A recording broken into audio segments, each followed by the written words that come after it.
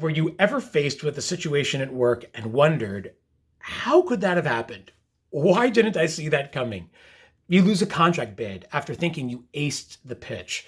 Employee engagement scores come back much lower than expected. You find out that your top salesperson is leaving for a competitor. Even the best of us fail to recognize the signs that are hiding in plain sight. It could be the result of willful blindness or a lack of self-awareness. But when we aren't picking up on clues and cues around us, we get second-class data, make second-class decisions, and end up with second-class outcomes. Today on The Fix, how to become a first-class noticer. Being a first-class noticer is about more than just seeing details. It's about observing patterns and understanding people. The term noticer was coined by Nobel Prize-winning novelist Saul Bellow in his 1997 novella called The Actual. It's a great read. In the story, one of Bellow's characters, Harry Truman, was considered a first-class noticer by a wealthy financier named Sigmund Adaletsky, who brought Harry into his inner circle because he was so good at observing other people's behaviors. And for good reason. Noticing can be a competitive advantage. It allows us to spot trends before they arrive, to think about the long-term consequences of short-term conditions. Noticing is what helps us become more aware of what others are thinking or feeling without them even having to say a word. It's what helps us avoid costly errors and size up business opportunities and threats. And it allows us to be just a little bit more responsive to other people's needs and to be supportive of their goals. Some people are natural-born noticers. They can recall the agitated look on a coworker's face during a meeting.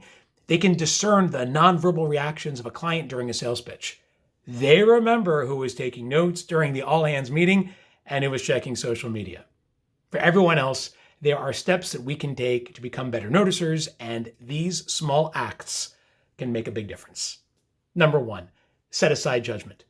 Too often, we pay more attention to what we're looking for rather than what we're looking at. These visual blinders keep us from seeing the whole picture, or worse, cause us to distort it entirely. When you size up a situation, how people or places look, sound, and feel, be a reporter, not an op-ed writer. Describe what you see, not what you think it means.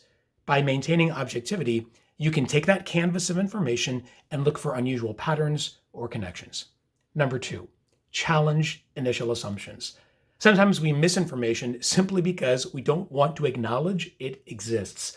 Psychologists call this bounded awareness. It's information that stays within the bounds of our preconceived beliefs. They get noticed, while anything out of bounds gets rejected. In order to make sure that we aren't reaching the wrong conclusions, it's important to challenge our assumptions to make sure we're seeing the situation correctly. A good way to do this is by asking others to argue an alternative point of view. Since different people have different bounds of awareness, getting multiple views will help you piece together a more complete picture of what's happening. And finally, number 3, build the habit.